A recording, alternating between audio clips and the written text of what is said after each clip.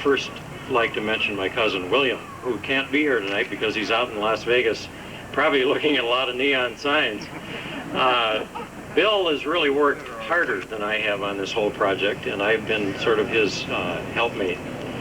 But being of the same name and having a great heritage in Minneapolis, we both took this project on not only to preserve that heritage that we're very proud of as a family, but also to preserve this wonderful piece of let's call it industrial art or whatever, but it's been shining down the Hennepin Avenue for many, many years and has been dark now for 14 and a half years.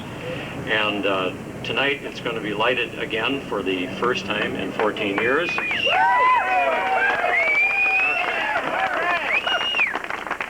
You got the spot too! Yeah, we do.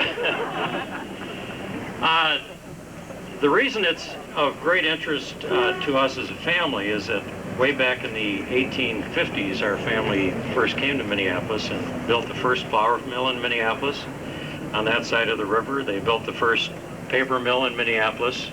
They built a number of lumber mills over here on the island, and then later on bought the island in order to develop further businesses, and eventually a lot of residences, one of which you can see over there with the tall mansard roof on it. And that building was almost falling to the ground when John Kerwin came along, who also restored the building we had our reception in this evening. And he pulled the walls together with cables and restored the building, and now there's another great piece of restoration for the city of Minneapolis.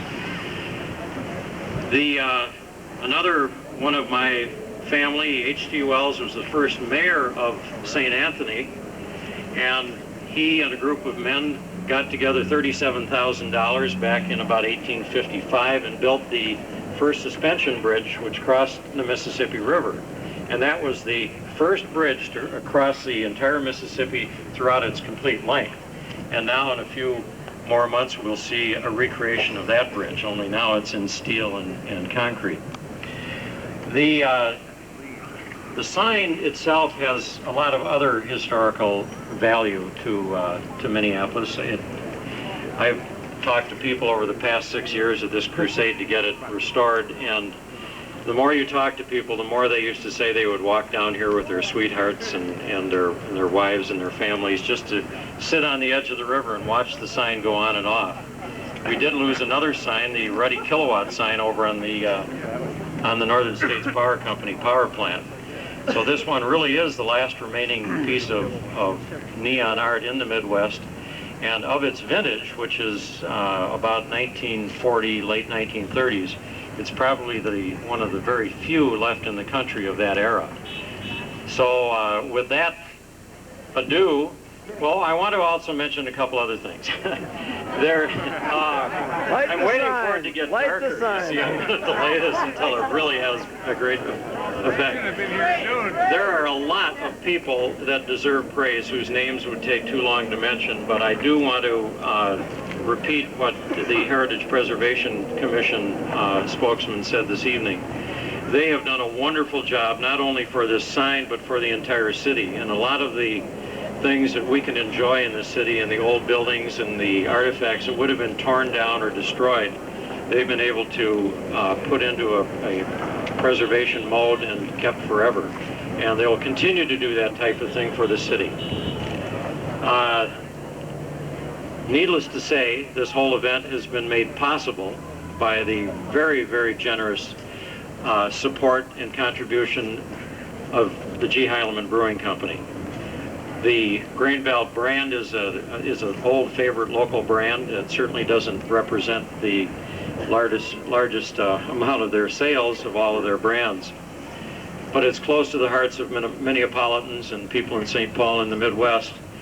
And with a lot of urging, and they finally acquiesced and got behind it with their community spirit, they put up at least $125,000 so far to restore all of the neon and the incandescent bulbs and clean up the face of the sign and do all the rewiring and everything, and now it's ready to light. So I'm going to ask Mayor Fraser to say something and ask him to join me in lighting the sign when we throw the switch together. Mayor Fraser.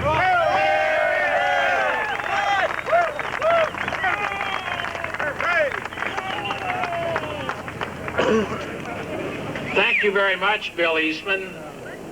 When? Don't forget, tonight, you won't forget today, we got the news on the Super Bowl, we had a tornado watch, and all this. It's hard to figure out what we'll do for an encore. World Series. Right, once again. Well, you know, the soul of a city lies in its history, and this piece of neon, this memorabilia we're going to light tonight helps bring back a part of that history. And we're proud of this city. Hennepin Avenue is coming back, it's coming alive. This will help, and it'll be another step forward in trying to revitalize what the most important avenue in the entire city. So I'm delighted that I'm able to be a part of the ceremony tonight. My thanks to Bill and to his family and all of those who've made this possible. I think this is really a wonderful evening, and let's turn on the lights.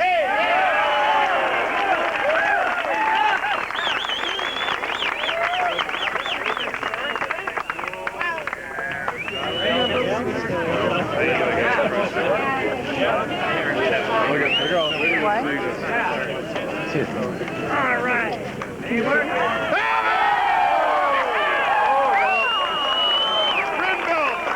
Greenbelt beer. Greenbelt beer.